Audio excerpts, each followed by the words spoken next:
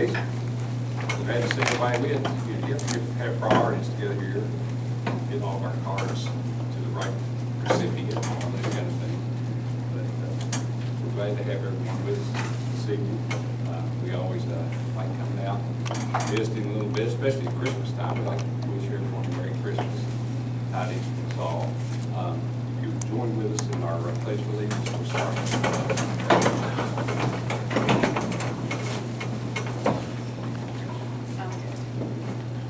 Pledge Allegiance to the flag of the United States of America and to the republic for which it stands, one nation, under God, indivisible, with liberty and justice for all. I know, that's our attorney, David.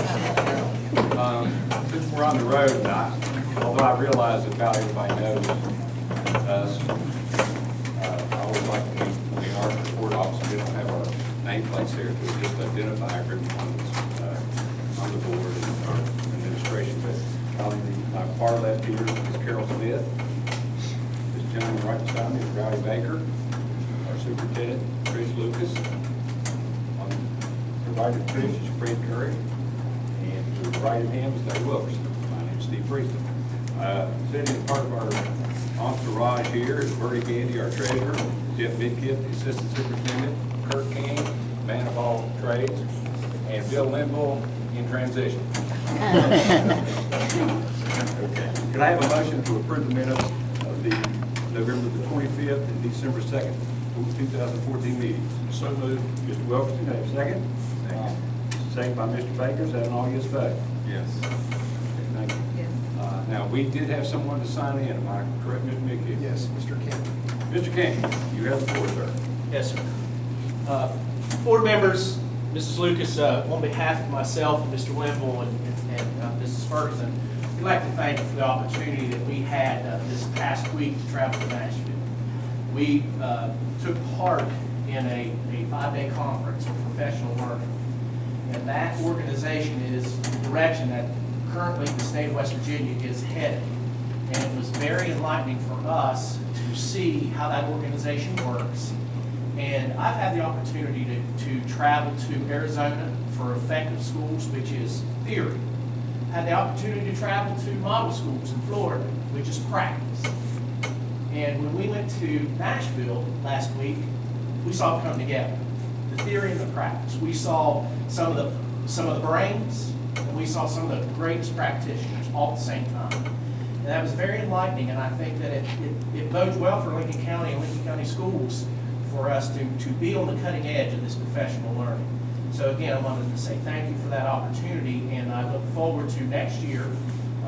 It's going to be closer to home, Washington, D.C., and I'm going to be looking at, as Director of Federal Programs, looking at tying up some of our Title II funds and getting some of our administrators, our building level principals out there to see this theory and practice all compressed so that we can definitely address student achievement and curriculum in our county. Thank you for the opportunity. Very good. I know Mr. King is very enthusiastic. The other day I was at the board meeting. He called me into his office. I got to tell you about our trip. He's sharing it with everybody else here, but that's good to know that sometimes we have doubters on trips whether it's worthwhile, but obviously This was a good one. this is one of those good ones. So thanks a lot. Okay, next, first item then would be our presentations would be the School Improvement Council for Hamilton PKA. Ms. Ferguson. And her assistant, Mr. Grant. First, we want to thank Mr. Priestley and the board, members of the board, and Lucas, Mr. Midkiff, and office staff from the central office, and mine staff. We're so glad that you guys are here, and we're actually excited that this year we could have it here and not delay for weather. So, I do first want to introduce the staff that I have with me from LSIC. Lori Heflin, our secondary teacher, Katie Davidson, who is our counselor, Tana Davis, science in the middle school, and we have our PTO president, Lisa Wassall, and one of our cooks, our head cook, Christine Terry. So we're glad that they joined us this evening.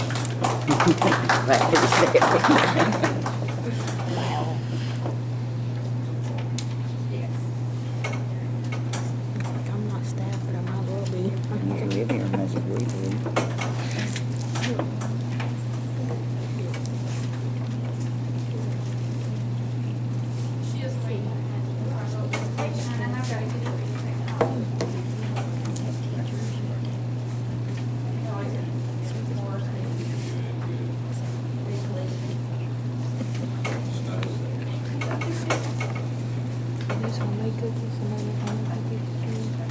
didn't make them. Somebody's supposed to send them Subway. So I don't know if that's them or not.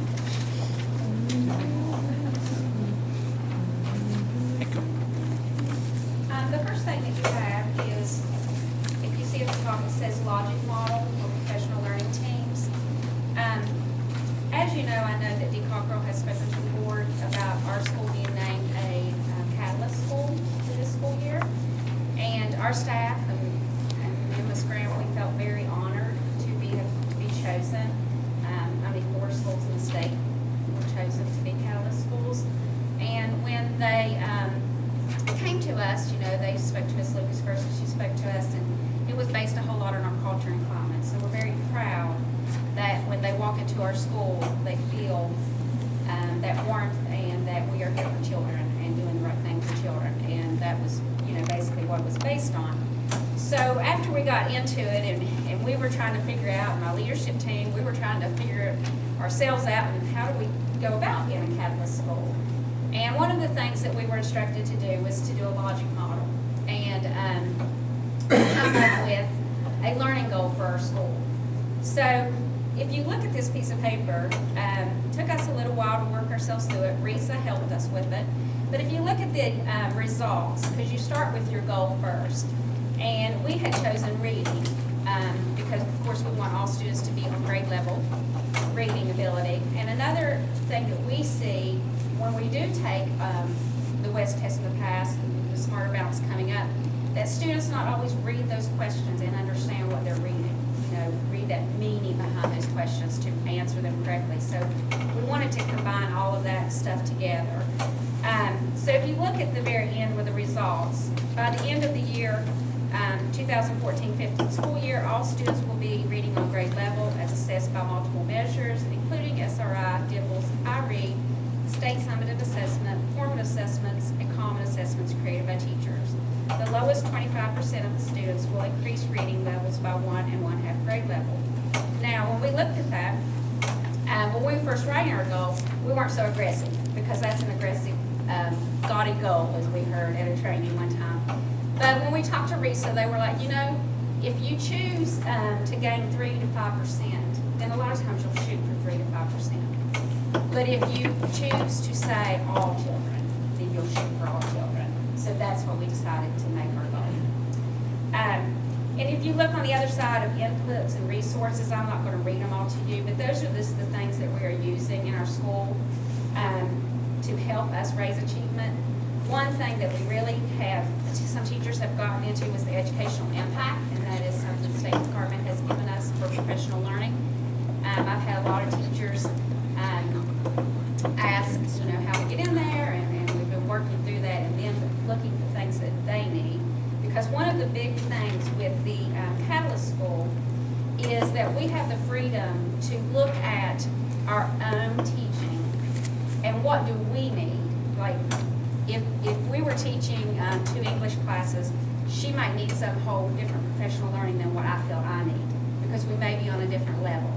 And we're able to choose that. My teachers are choosing goals for themselves and also for their teams that they work in, their PLCs.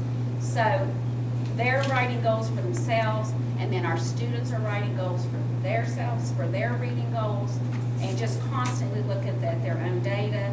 Teachers were looking at their data and refining those goals.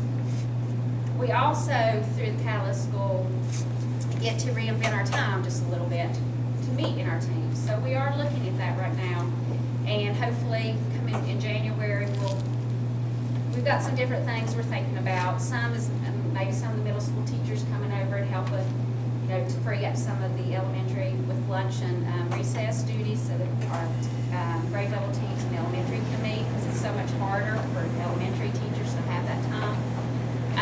But also we're looking at middle school students teaming up and being mentors to our elementary kids and reading with them and just doing things like that. So, but constantly our teachers are looking at our student data.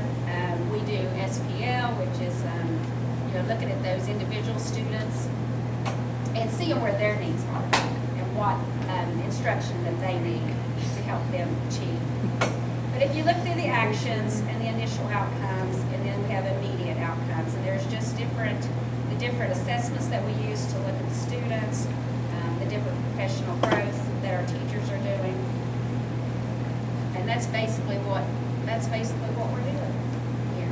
And like I said, I won't read it. If you have any questions, you can ask us. This year, we really have tried to do a lot of project-based learning, and several of our grade levels have carried that out, and it's been really good. So we're very, very pleased. We're pleased with our PLCs, how they're running.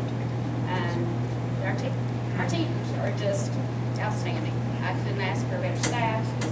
The culture and climate isn't because of what we do, it's because of our teachers. They're willing to step up and be teacher leaders and truly are here for the children. So, Okay, and in addition to that, we have started some things this year. One of the things that we have started is our robotics program. I just wanted to touch on that it has been an absolute pleasure working with that program this year. And we have really had a lot of interest throughout the whole school. Kim Browning, our talented and gifted teacher, actually started this program in the summer, and she had pulled some of her tag students to be part of that for our school. And she needed a few more students, and it was before the school year started. So she kind of looked at some students that had been tested and maybe were on that borderline of being in the tag program, and she formed a team. And then once school started, she realized there was a little conflict because she was coaching Guyan Valley's team. So she asked me if I would coach the team here, and it has been an absolute pleasure working with those children. And we're hoping to add more teams after January. We're going to do a little sign up, and it's been great working with those. And I've put together just some pictures that I'm going to play while I'm talking to you guys. Some of them feature our robotics team. They actually mounted a video camera onto their robot to show you a little video from the perspective of the robot as it completes one of their challenges. So I apologize ahead of time. There is a place where it's a little rough and the robot's kind of going from side to side, but it is kind of neat to see that from the perspective of the robot. I also have on the slides some pictures from our project house that we talked about before, our natural playground project and vegetable gardens. And I do have our big blueprints here tonight. I know some of you have seen that, but it's hard to see from the smaller one we have. And that's available if you'd like to look at it a little bit later. But there are some pictures from that. We have completed the vegetable garden portion, and we have begun our walking trail. So I'm really excited about that. And at the very end, there is a little clip from PBS that will air in the spring featuring Mr. Curry, as he did come out to our Green Apple Day of Service and work with our staff and our parents and our students and all our volunteers when we began our project this year. So he has not seen that either. It's really good. So I'm going to start that, and then I'm going to talk to you a little bit about student, employee, and community wellness, as well as health and safety. Why didn't you tell everyone how well your robotics team did? You have to brag on those kids when you have the Well, I'll opportunity. tell you, we had a lot of obstacles starting out this year, but they did fantastic. They were able to attend one scrimmage, which they got Best Robot Design at that scrimmage. And then we competed at the state qualifiers. They also got Best Robot Design at the state qualifiers. So we were able to travel to Fairmont, and they participated there and did a phenomenal job. I'm so proud of them for all their hard work. And we didn't even get our challenge mat until maybe a week before the scrimmage. And then the qualifier was just about a week later. So we got our supplies and everything really late, and the kids were able to still overcome all those obstacles, and they were fantastic, and they had so much fun. And it was really neat to see them work together as a team and how creative and innovative they are. It's very wonderful. What grade levels are you? 7th and 8th grade. But Miss Browning has started working with her tag students in as young as 3rd grade. So we're going to try to have an elementary team next year, as well as possibly another middle school team or two. But it's really exciting, and if you haven't seen it, I wanted to have them here tonight to actually do some things for you. But the table is like 4 foot by 8 foot, and it's made of plywood, and it's located in a classroom in the middle school upstairs. So we would either have to travel to the upstairs or gone to great lengths to try to move all their stuff they've already built. But you'll see a little bit in here. You'll see them working together. They chose a name. It's kind of cute. It's Rotation Nation is what they call themselves. Their robots do rotations. And their slogan was "Get your brick on," or the Lego bricks. But they did a fantastic job. It's a great program. She did a great job. Well, it's all the kids. It's a great program, and we're just hoping to be able to maybe create some kind of feeder program into the robotics at Lincoln County High School. And I know they're two different, but the kids still have to think along those same lines, technology and innovation.